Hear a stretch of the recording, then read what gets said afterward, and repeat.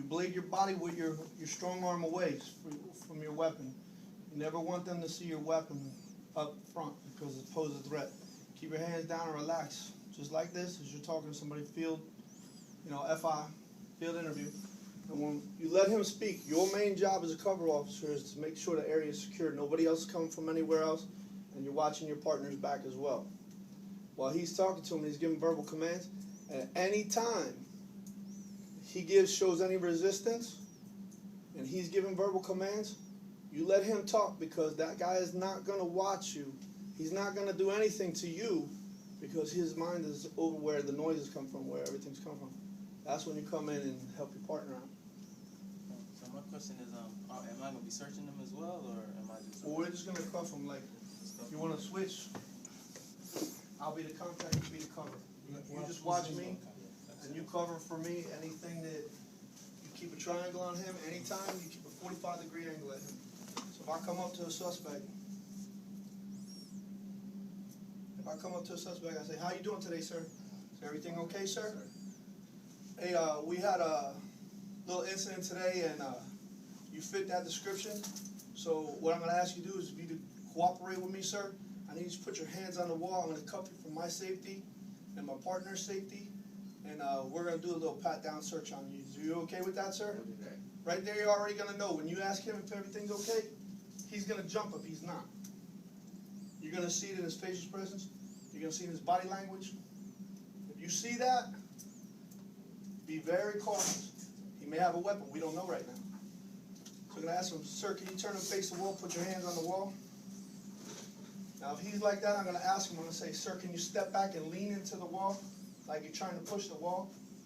So now I know he's trying to push the wall. Hold that key for me. I know that I got him off balance. I step to a 45-degree angle. I put my hand on his shoulder. You're doing this for two reasons. You let him know you're there, but you want to block the elbow in case he comes up the wall. When you get inside his instep, you have positive control of the back of the belt line. This way, you'll know two things. Most weapons are hidden in the collar and the waistline. And down here. If he's going to go for any one, you've got it all covered.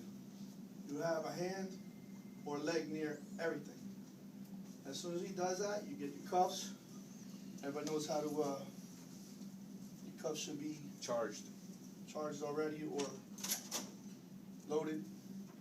You're going to ask him, now you got to assume that he's leaned against the wall.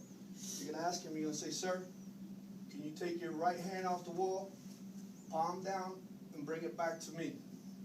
As soon as he does that, you're going to grab his thumb. As you grab his thumb, you're going to turn. I don't know if you can see, turn. Just turn. Turn. Use your cuffs. First thing you do, you lock it in. He's locked now. You have positive control of that one hand. You're going to go to thumb, and you grab the cuff. You free your other hand. Put it on his other side. Can anybody see that? Can you guys see that? Yep. Turn. Just turn. With your foot still inside of his instep, in here, you're going to ask him, "Can you give me your other hand, sir?"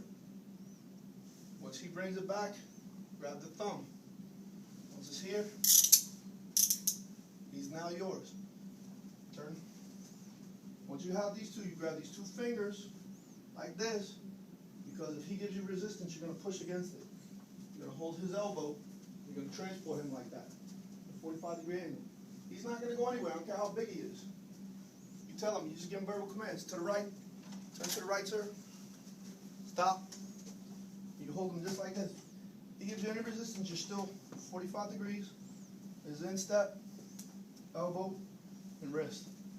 Complete control. And you have your cover officer. If he's a really big guy and you can't handle him. When you get there, let me see the key.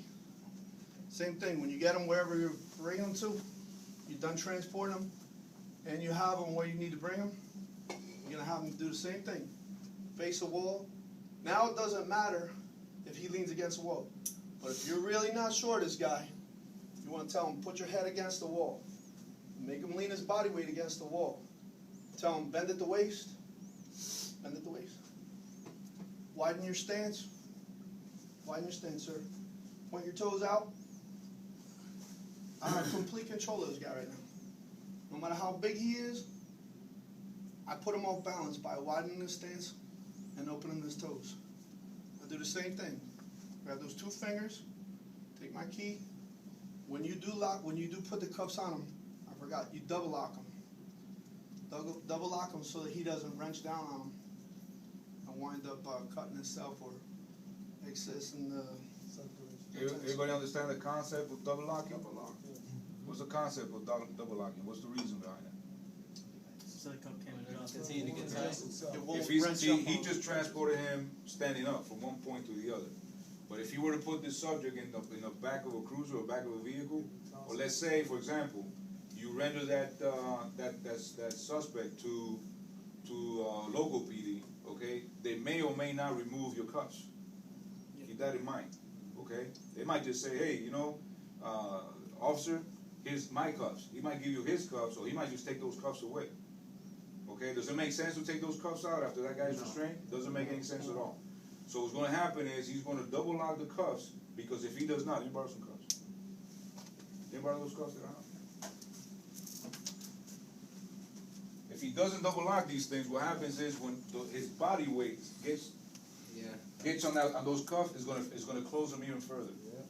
Double locking does 2 things. It prevents the cuffs from closing more, and it shuts them down even further from opening up. So it's a two-way benefit. Okay? It's a two-way benefit. Go ahead. And of course we all know how to double lock it, right? It's either a slide or a pin lock. One of the 2. Alright, when you uncuff him, same way. Put your foot behind his foot. Always keep your foot close. The closer you are to the subject, the safer you are, not the further away. Your cover officer is there at 45 degree. You turn one key, you tell him, you give him a verbal command. You say, sir, when I take your hand out of this cuff, I need you to place it above you on the wall. Right now you're safe. You can put your hand across like this. You make sure he's looking at you. Make sure he sees your hand. Do you understand that? If he nods, acknowledges you or says yes, you wait for him to put that hand up there. You wait for him to put that hand up there. As soon as you do that, you take your forearm and go here. Why are you doing that? To save yourself in case this guy decides he wants to get froggy and pull off of you. Because now he's realizing, man, I'm inside, I'm secure, let me give him help. Do the other one. Sir, I'm going to need you to do the same thing with the other hand. Do you understand that verbal command, sir? Yes, sir. Put your hand in the center of his back. You're still away from him, 45-degree angle. Now what you do is you step away from him. He's no longer a threat to you, as far as being able to hit you. He's still a threat until you're out of the room and he's locked in. Your cover officer and you, one goes out, the other goes out. You keep them there until the door is locked, and then you tell them, hey, you're free to move around. And that's pretty much it. Very good, very good, very good. All right, all right. Very good. Great instructional. You like that, sir? You like that, sir?